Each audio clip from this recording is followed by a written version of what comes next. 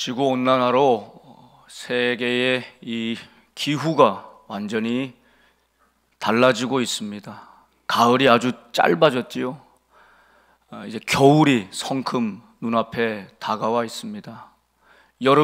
그 긴 여름 지났는데 짧은 가을을 지나 겨울을 맞이하게 됩니다.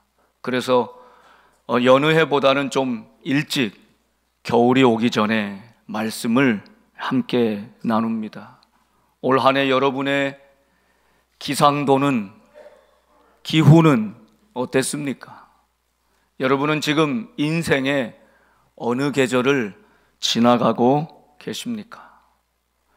사도 바울은 지금 내 인생의 마지막 죽음이 가까이 다가왔음을 직감하면서 사랑하는 영적인 아들, 혈육이 없었던 바울에게는 유일한 영적 아들 이 디모데에게 편지하고 있습니다. 이 디모데후서 4장 마지막 이 내용이 바로 사도 바울의 유언이라 할 수 있습니다.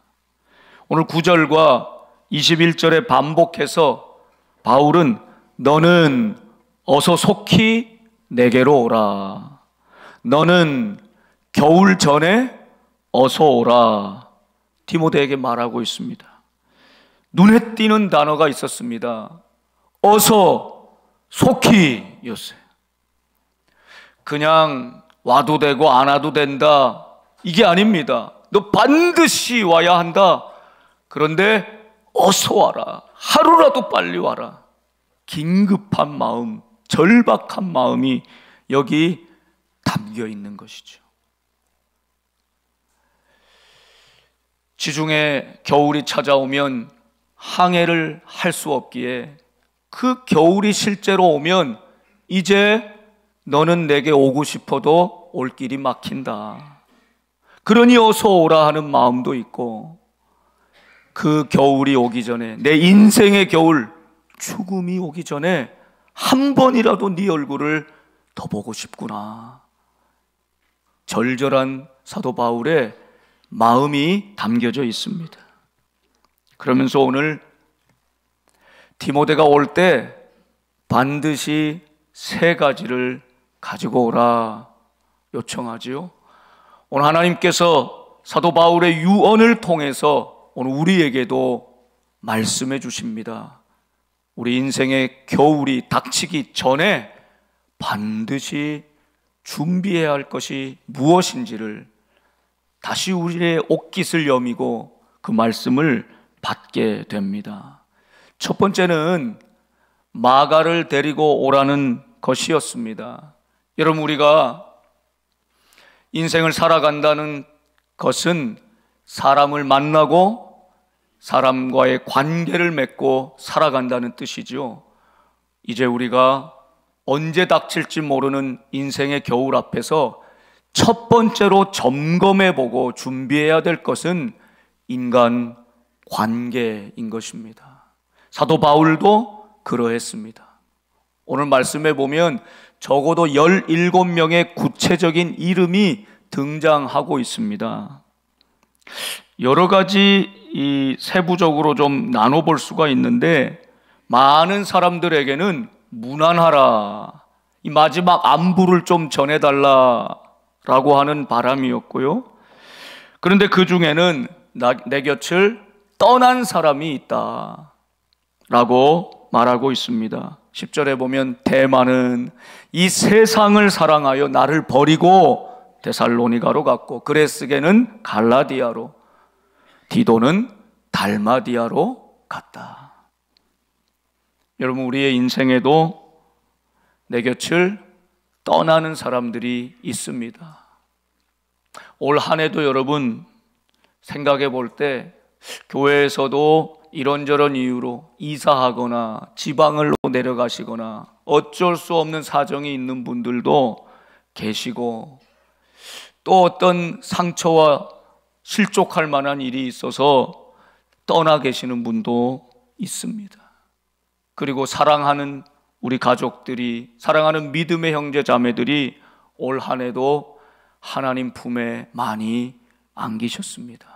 어떤 이유에서건 떠난 사람들 마음에 있지요. 바울도 그들이 마음에 있었다는 뜻입니다. 또 두 번째는 끝까지 함께 하는 사람도 있음을 알 수 있습니다. 11절에 보면 다 떠났는데 누가만 나와 함께 있느니라. 하나님께서 누가를 여러 지병이 있고 육체의 가시가 있는 사도 바울 옆에 붙여주신 것은 바울을 위한 선물이었습니다. 누가는 의사였지요. 그래서 사도 바울의 병을 잘 돌보아 주었습니다.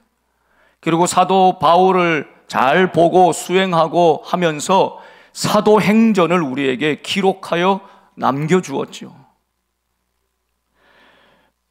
여러분의 인생에 겨울이 오기 전에 여러분이 그 마지막 호흡을 다할 때 여러분 옆에 끝까지 함께 할 사람이 누구입니까?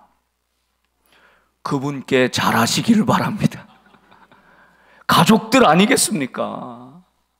평상시에는 그 가족들 정말 소중함도 잘 모르고 잘 표현도 못하고 그냥 무뎌져서 우리가 살아가는데 사실은 내 곁에서 끝까지 남아서 천국을 환송할 가까이 마지막까지 있을 사람은 우리 가족인 것을 잊지 마시고 여러분 평소에 오늘이라도 가셔서 고맙습니다, 사랑합니다, 미안합니다, 축복합니다 고백하실 수 있기를 바랍니다. 누가만 나와 함께 있느니라. 거꾸로 생각해 보면 바울에게 누가가 간절히 필요했던 사람이었던 것처럼 나도 누군가에게 그가 인생의 마지막에 목사님 꼭 한 번 더 뵙길 원해요. 장로님 마지막으로 한 번 뵙기를 원해요. 권사님, 집사님 얼굴 한 번만 더 보면 좋겠어요. 그럴 수 있는 존재가 된다면 얼마나 좋을까. 한 사람이 인생을 마감해 갈 때 마지막 보고 싶은 얼굴이 나의 얼굴이라면 얼마나 아름다운 일입니까? 누가만 있었던 것이 아니라 마가는 데리고 오라 나의 일에 유익하다. 이 부분은 조금 이따가 나누고요. 또 사도 바울에게는 알렉산더 같이 해를 많이 입힌 사람도 있었음을 밝히고 있습니다. 14절 말씀이죠.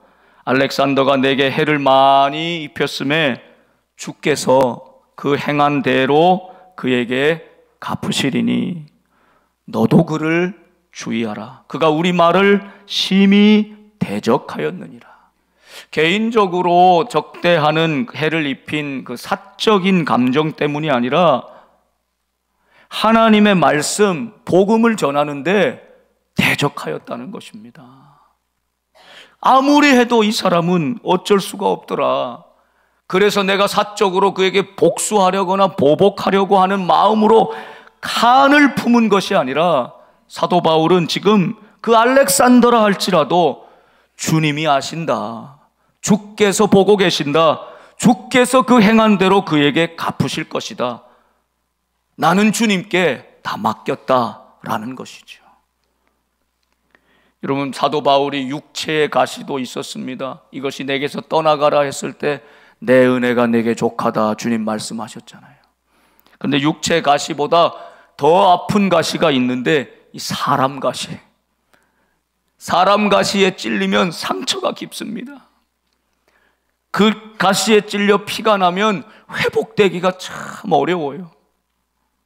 사도 바울이 인생을 쭉 인간관계를 돌아보면서 이런저런 사람들 얼굴들이 떠오르는데 이 알렉산더 안타까운 마음으로 경고하며 이야기하고 있는 것입니다.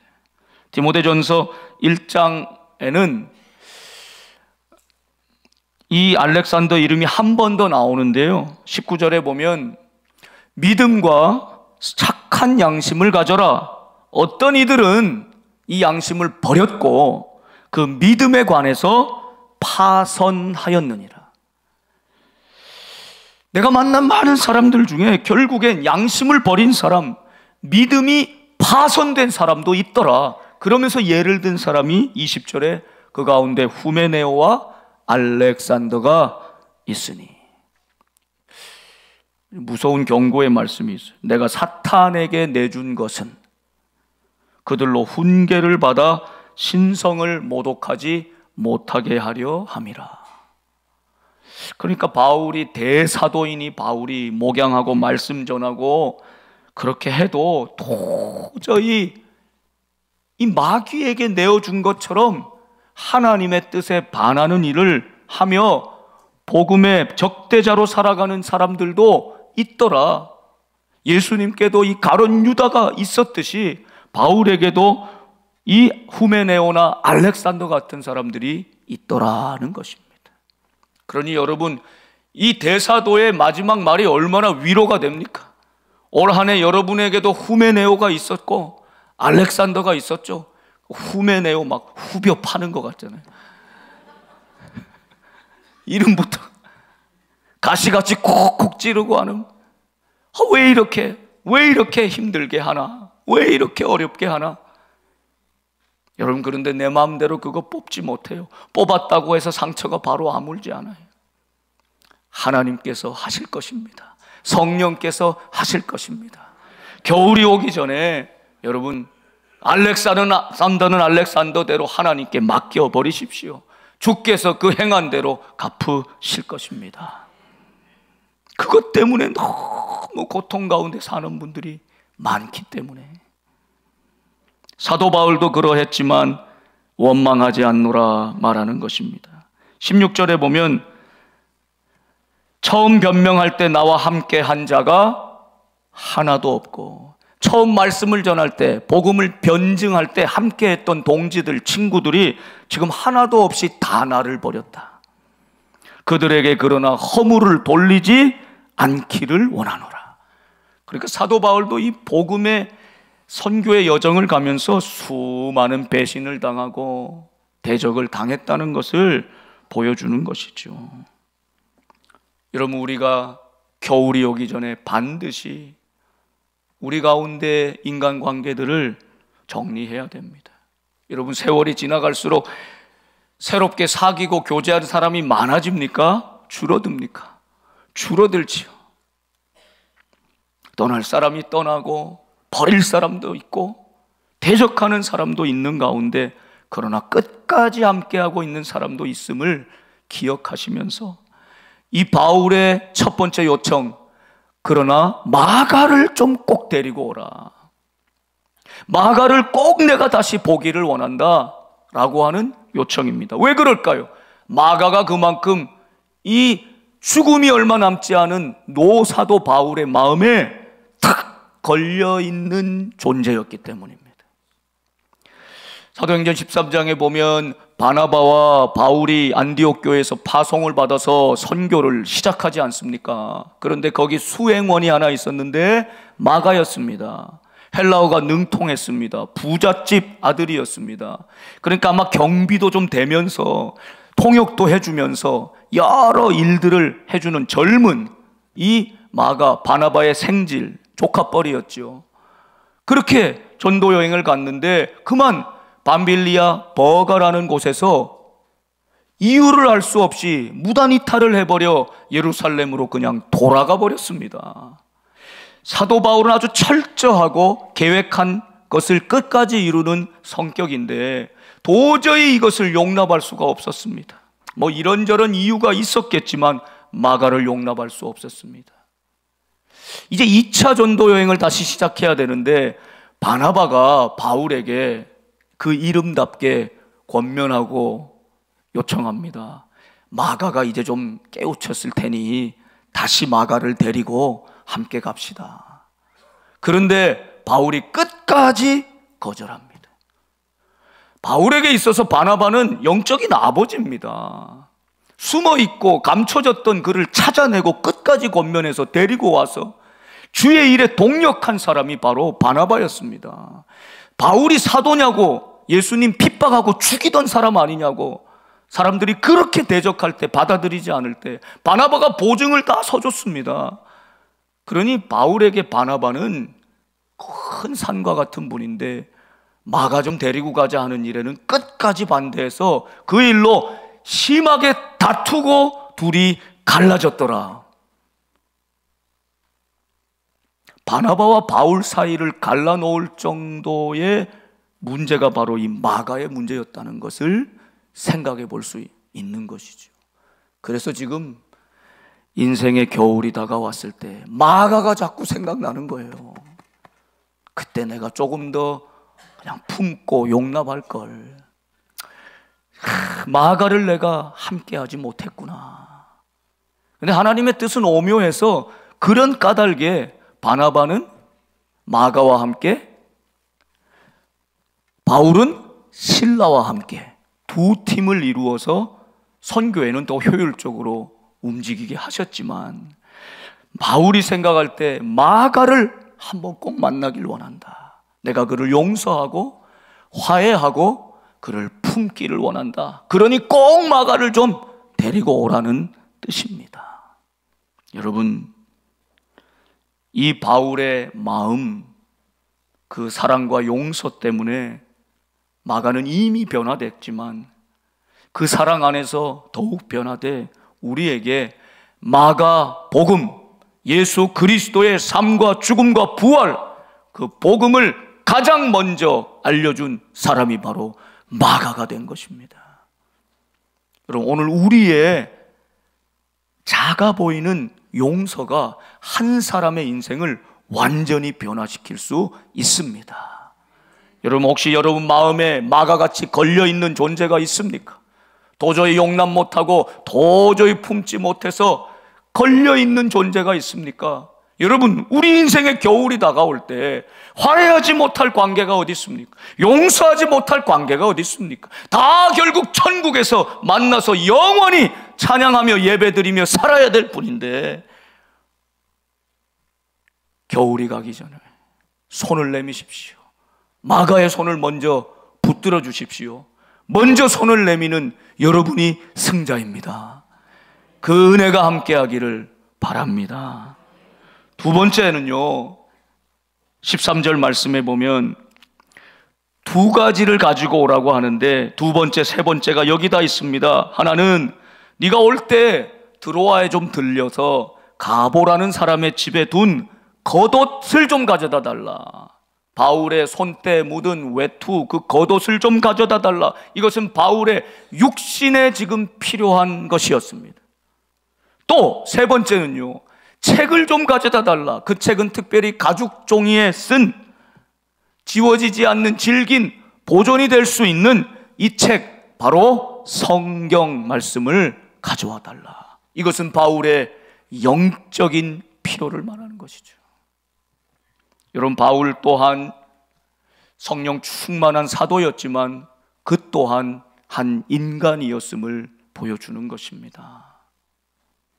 여러분, 두 번째 우리가 기억할 겉옷을 가지고 오라는 요청에서 기억해야 할 것은, 우리의 인생의 겨울이 오기 전에 우리는 반드시 내게 있는 물질, 내가 소유하고 있는 것을 잘 정리해야 합니다. 아유, 뭐 정리할 것도 없어요, 목사님, 그러실 분 혹시 계실지 모르겠어요. 그러나 다 있습니다. 적든 크든 많든 다 있지 않습니까? 여러분, 우리가 맨손으로, 맨몸으로, 빈손으로 이 땅에 왔습니다. 그런데 어느덧 살다 보니 손에 가진 것이 너무 많아졌습니다. 입고 있는 것이 많아졌습니다. 쌓여 있는 것이 많아졌습니다. 그런데 여러분, 그게 아무리 많고 귀하다 여겨도 주님이 와라 부르시면 또 빈손으로, 맨몸으로 가는 것 아닙니까? 그러므로 하루를 더 살아갈수록 여러분, 우리 중에는 그날이 점점 다 가까워오지 그날이 점점 멀어지는 분은 한 분도 없어요. 그날이 가까울수록 겨울이 언제 올지 모르는 준비를 해야 되는데 가벼워지는 준비를 해야 합니다. 빈손으로 다시 돌아갈 준비를 해야 합니다. 맨몸으로 돌아갈 준비해야 합니다. 가지고 있는 것 내려놓고 화장을 지우고 쌓아 있는 것 다 창고 대방출 나누고 의미 있는데 가치 있는데 천국의 보화를 쌓는 일에 다 나누고 빈손으로 맨몸으로 가는 것, 여러분 이 준비를 하라고 말씀하시는 것입니다.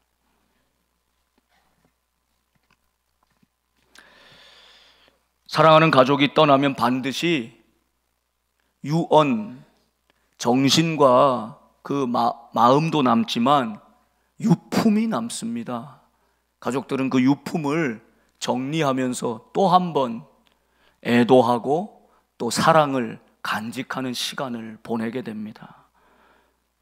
보니까 저희 아버지도 그 일기를 늘 쓰셨더라고요. 나중에 보니까 얼마나 꼼꼼하게 세세하게 적어 놓으셨는지 몰라요. 시간이 가면 갈수록 병세가 깊어지면서 필체가 이제 점점점 흐트러지고 나중엔 더 이상 분간하지 못할 정도로 필사 성경도 그렇게 이 마지막 부분은 글씨체가 이제 막 헝클어져 있는 모습을 보면서 참 은혜도 되고 감동도 되고, 그걸 떠난 분은 있지만 남겨진 물건이 있구나를 보게 됩니다. 저희 어머니도 갑작스럽게 돌아가셨는데 누님이 나중에 물품을 정리하면서 어머니가 한 1년 전쯤에 마치 이런 날이 올 것을 아는 것처럼 유언처럼 유서를 적어 놓으셨다는 거예요. 누님에게, 저에게 당부하는 그 말씀과 장례를 이렇게 해달라는, 전혀 몰랐었는데 그것이 남겨져 있더라고요.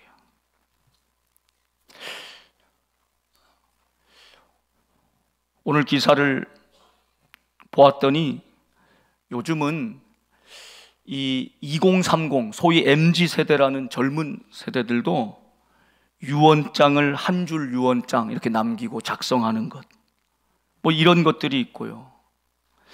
또 그것을 통해서 참여한 사람들이 죽음에 대한 의미를 다시 새롭게 생각해 볼 수 있었다고.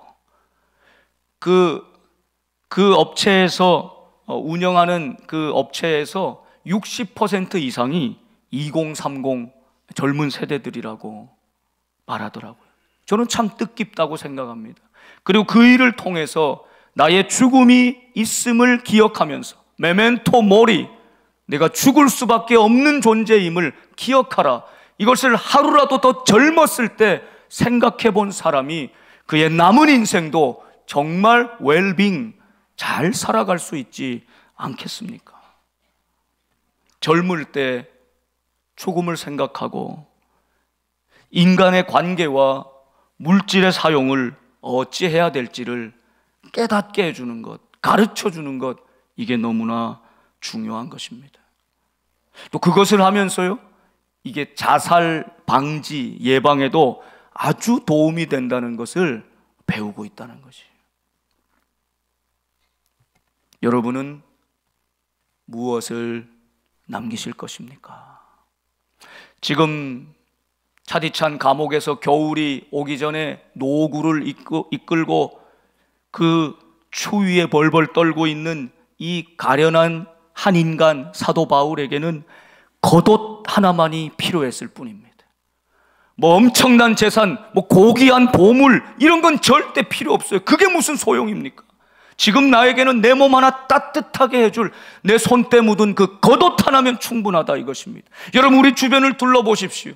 겉옷 하나면 충분합니다 할 만한 연약하고 가난하고 우리의 손길이 필요한 이웃들이 얼마나 많습니까? 우리의 많은 재산, 뭐 이걸 필요로 하는 것이 아니죠. 겉옷 하나면 됩니다 하는 수많은 인생들이 있음을 바라보면서 우리가 손을 펼치되, 결국 빈손으로 갈 손을 펼치되 무슨 일에 어디에 가치 있게 이 물질을 쓰고 갈 것인가. 오늘 겉옷 하나가 필요한 자를 보게 하시고 겉옷 하나를 내어줄 수 있는 그 믿음으로 살게 하여 주시옵소서. 우리의 기도 제목 될 수 있기를 바랍니다.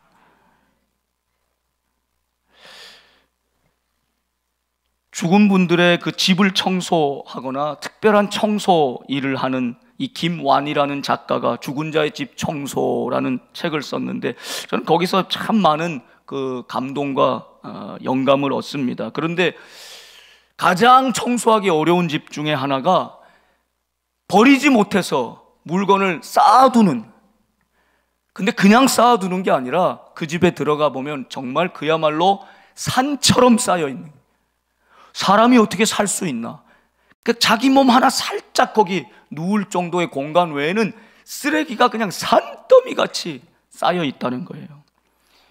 그 성경에 너에게 겨자씨 하나일 만한 믿음이 있으면 이 산을 들어 저리로 옮기라, 그 기적이잖아요, 기적. 자기 그런 쓰레기 산을 볼 때마다 꼭 나에게 이 기적을 베풀어 달라고 요청하는 것 같다. 결코 쉽지 않은 그 청소를 하면서 깨닫는 게 있다는 것입니다. 그런 집마다 공통점이 있다는 거예요. 쓰레기가 극도로 쌓여 있는 그 집에는 동전과 지폐도 아무 곳에나 나뒹굴고 있다는 거예요. 예외가 없이 그렇다라는 거예요. 이 전문가, 경험 있는 분의 말이니까 맞겠죠. 돈이 막 음식물에 뒤섞여서 방바닥 구석구석에 흩어져 있고요, 책상 위나 싱크대 위나 화장실 가리지 않고 곳곳에 동전이, 지폐가 널브러져 있다는 거예요. 돈이 뭐 많아서 그런 게 아니겠죠. 이분에게는 지금 돈과 쓰레기가 별로 구별되지 않고 있는 것입니다. 가치 있는 곳에 쓰여야 그 가치가 발휘되는 것인데, 가치 없는 곳에 완전히 뒤섞여 있으니 돈이 쓰레기인지 쓰레기가 돈인지, 자신의 삶을 일어나 그것을 정리하고 깨끗하게 할 여유도 또 마음도 힘도 없는 분들의 삶을 보니 그렇게 살더라는 것입니다. 여러분, 근데 가만히 생각해 보십시오. 우리가 만일 우리에게 주신 물질을, 돈을 하나님이 기뻐하시는 의미 있는 일에, 바른 일에 쓰지 못하고 있다면 결국에는 그 돈이 다 쓰레기나 다름없지 않겠습니까? 그분이 그 글 마지막에 이렇게 썼어요. 황금이여 언젠가는 침묵의 돌처럼, 쓰레기여 어느 날에는 빛나는 정금처럼, 귀하고 천함의 분별에서 자유를 찾은 자에게 모든 순간이 행복이여라.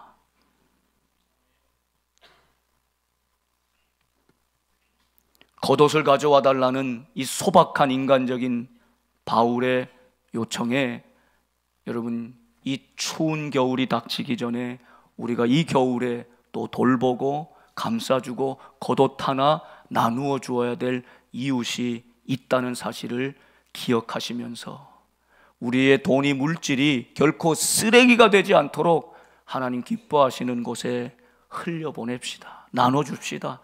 그렇게 우린 빈손되고 가벼워져서 주님 품에 안길 수 있기를 축복합니다.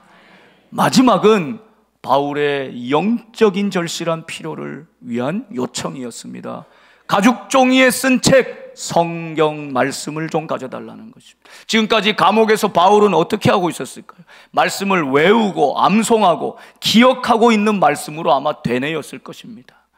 북한에 2년간 그 감금되어 있고 감옥에 있었던 그 임현수 목사님 간증 보니, 그도 고된 노동 속에서 정말 몸이 엄청 마르고 곤고해졌지만, 그러나 충만한 성령의 은혜 가운데 말씀을 기억하고 붙들고 또 새기고, 그래서 설교 말씀을 이런 경우에 이런 말씀에서 그 기간 동안 몇백 편 마음의 설교를 썼다는 거예요. 또 쓰고 또 쓰고. 지금 그 말씀을 전 세계에 전하고 다니시더라고요. 여러분, 바울이 기억하고 있는 말씀이 있지만 그 기억력도 점점 쇠퇴해 갈 때 끝까지 붙들고 싶었던 것은 하나님의 말씀 성경이었습니다. 바울은 이 말씀을 가지고 힘을 얻습니다. 17절에 보면 주께서 내 곁에 서서 나에게 힘을 주심을, 이 죽음의 문턱을 넘어야 되는, 겨울이 오기 전에 지금 정말 불안하고 염려가 있는 이 사도 바울에게 주님이 힘 주시고 위로해 주신다 하면서 나로 말미암아 선포된 그 말씀이 온전히 전파되어 모든 이방인이 듣게 하려 하심이니, 지금까지 붙들었던 말씀, 선포했던 그 말씀이 이방인에게 다 듣도록 하나님이 하실 것이다. 이것이 그의 소망이 되었다는 것입니다. 또 주께서 나를 모든 악한 일에서 건져내시고 또 그의 천국에 들어가도록 구원하시리니. 여러분, 무엇이 우리를 이 악한 것, 죄악으로부터 건져낼 수 있습니까? 우리를 이 광야로 끝이 아니라 천국에 들어가도록 구원하시는 것은 무엇입니까? 하나님의 사랑, 하나님의 은혜 아닙니까? 어떻게 할 수 있습니까? 하나님의 말씀을 통해서 할 수 있는 것이죠. 그래서 바울이 이 말씀을 내가 끝까지 붙들기 원합니다. 이 말씀이 나를 건지시고 이 말씀이 나를 구원하십니다. 바울 같은 사도도, 성경의 전문가도, 말씀을 줄줄줄 외웠던 학자도 끝까지 오직 하나님의 말씀을 붙들기를 원했던 것입니다. 여러분, 겨울이 오기 전에 우리는 우리 인생에 무엇을 남길 것인가, 오늘 다시 한번 결단해야 합니다. 미리미리 준비해야 합니다. 우리 자녀들에게 알려주고 가르쳐 주어야 합니다. 우리의 인간관계를 돌아보시면서 마가에게 손을 내미시기를 바랍니다.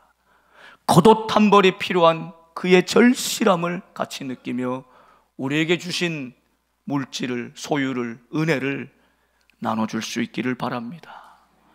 끝까지 하나님의 생명의 말씀 붙들고 구원에 이르는, 영생의 복을 누리는 우리 모든 성도들, 여기에 예외가 없이 우리 모두 다 그 길로 갈 수 있기를 주님의 이름으로 축복합니다. 기도하겠습니다.